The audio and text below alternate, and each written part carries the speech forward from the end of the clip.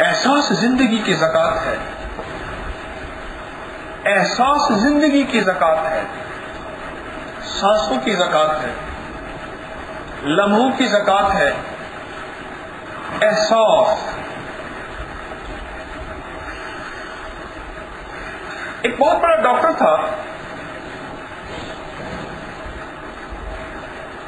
وہ اپنے مزاج کی دوائیں لکھتا تھا۔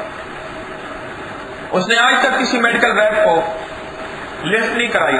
ایک بہت بڑی کمپنی چاہتی تھی کہ ہماری دوا بھی لکھے، ہم نہیں کہتے کہ اتنی لکھے لیکن ہماری دوا اچھی ہے۔ اس نے آج تک اس کمپنی پہ توجہ ہی نہیں کی تھی۔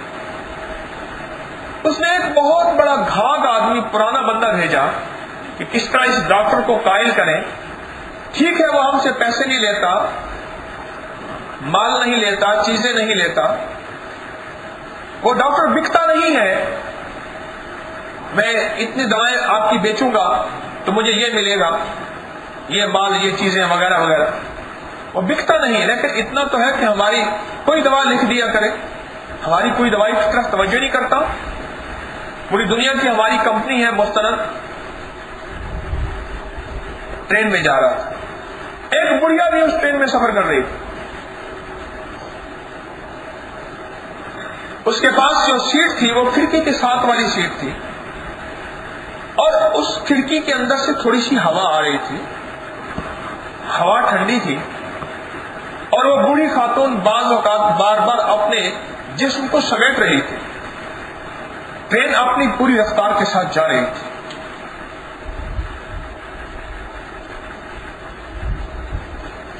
یہ صاحب بیٹھے، انہیں احساس ہوا کہ بوڑھی خاتون بہت پریشان ہے، اس کی پریشانی کے لیے کچھ کرنا چاہیے۔ انہوں نے جا کے درخواست کی، میری سیٹ گاڑی کے دوسرے کونے میں ہے اور وہ کونا محفوظ ہے، میں جوان ہوں، آپ بوڑھی ہیں، کیا آپ مناسب سمجھیں گے ہم سیٹ بدل لیں، آپ کو سہولت مل جائے اور آپ کی تکلیف کا ازالہ ہو جائے؟ مجھے احساس ہو رہا ہے کہ آپ کو سردی لگ رہی ہے۔ بڑی خاتون نے کہا، بیٹا بات تو ٹھیک ہے، لیکن یہ آپ کی سیٹ ہے یا میری سیٹ ہے؟ نہیں، آپ میری سیٹ پہ آ جائیے۔ انہیں اصرار کے ساتھ، احترام کے ساتھ وہ سیٹ پہ لے آئے۔ خاتون کو یہ انداز بہت اچھا لگا۔ کچھ دیر کے بعد انہوں نے پانی پوچھ لیا ان سے، کچھ کھانے پینے کی چیز تھی، انہوں نے نہ پانی قبول کیا نہ کھانے پینے کی چیز کے۔ ان کے پاس ایک باسکٹ تھی، ٹوکری تھی، اس میں کھانے پینے کا سامان بھی تھا اور چیزیں بھی تھی۔ بطور اس خاتون کے میں اپنی بیٹی کے پاس گئی تھی، بیٹی نے اسٹیشن میں بٹھایا اور میں نے فلاں اسٹیشن میں جا کے اترنا ہے، اور ہمارا سفر ہے 4.5 گھنٹے کا۔ اس 4.5 گھنٹے کے سفر میں میں نے اترنا ہے۔ ابھی 15-20 منٹ ہی گزرے تھے میرے سارے سفر میں، اس جوان نے میرے ساتھ بھلا کیا اور میرا باقی سفر باسہولت رہا کہ سردی ورنہ مجھے تکلیف دیتی، بڑھاپا، سردی زیادہ لگی۔ اترتے ہوئے جب اسٹیشن قریب ہوا تو اس خاتون نے ایک کارڈ دے دیا، بیٹا اگر آپ نے بھی اس شہر میں اترنا ہے؟ جی میں نے بھی اس شہر میں اترنا ہے۔ یہ میرا ایک بیٹا ہے، وہ ڈاکٹر ہے اس شہر میں، اس کا کارڈ ہے، کبھی کوئی کام ہو تو آ جانا، مجھ سے ملا دے گا۔ میرا اپنا کوئی کارڈ نہیں بیٹا، یہ میرے بیٹے کا کارڈ ہے۔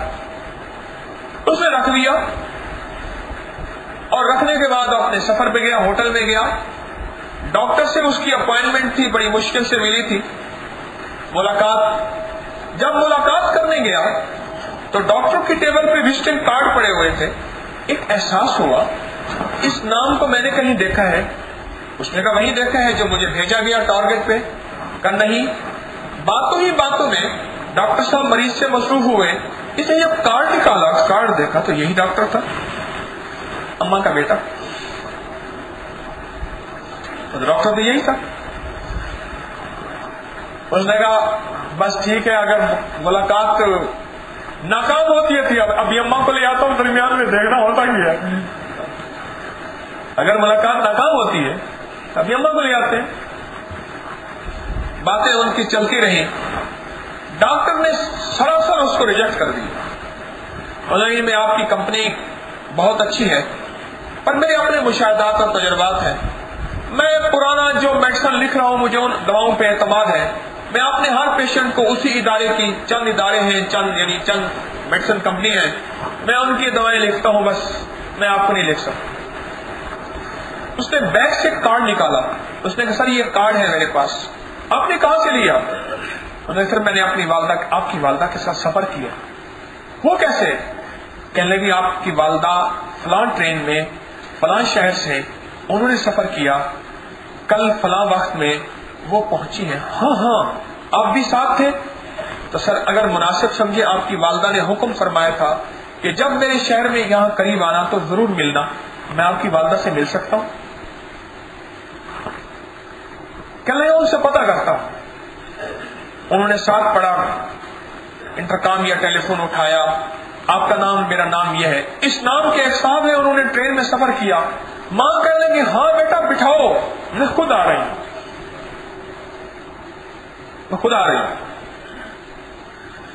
تھوڑی دیر میں ماں آ گئی اور پیار سے چوما اور بہت ڈاکٹر صاحب نے کرسی چھوڑ دی اپنی. بہت بڑے ڈاکٹر, پیشنٹس کی لائنیں, بڑی مشکل سے وقت ملے, بڑے سینئر آدمی, لوگوں کا اعتماد کہ یہ کسی دوا ساز کمپنی کے ہاتھوں بکنے والے نہیں, یہ بہت آزاد انسان ہیں جو وہ دوائی لکھتے ہیں جو مریض کے لیے مفید ہوتی ہے اور ضرورت ہوتی ہے, بغیر ضرورت کے نہیں لکھتے. لوگ اعتماد کر کے آتے ہیں. تو وہ کہنے لگا کہ ماں نے سمجھا کہ شاید مجھے ملنے آیا. کس وقت آئے؟ انہوں نے میں فلاں وقت میں آیا. تو مجھے آتے اطلاع کیوں نہیں کی؟ تو اس نے کہا اصل بات یہ ہے اماں مجھے آپ کے بیٹے سے کام تھا, میں آئی آپ کے بیٹے کے لیے رہا تھا, بس راستے میں آپ کی خیر خواہی ہو گئی.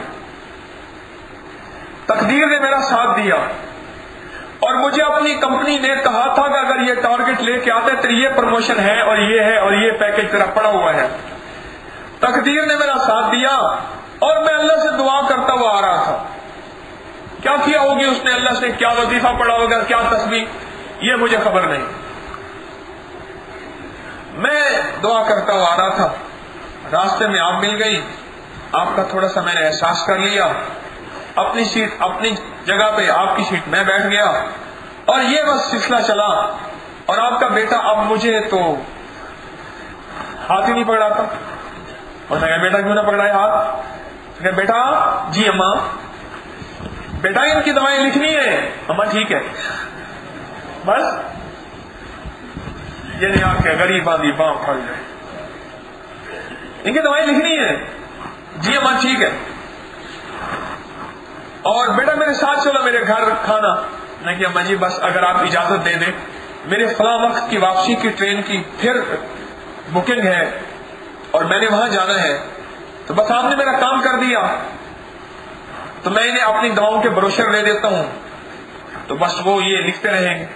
انہوں نے کر لیا, ٹھیک ہے, آرڈر دے دیا فوراً. اور اتنا آرڈر دیا کہ اس کے گمان سے بھی اونچا,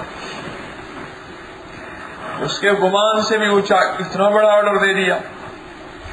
آرڈر لے, بیگ میں رکھ, سلام کر, چائے پی, چل پڑا.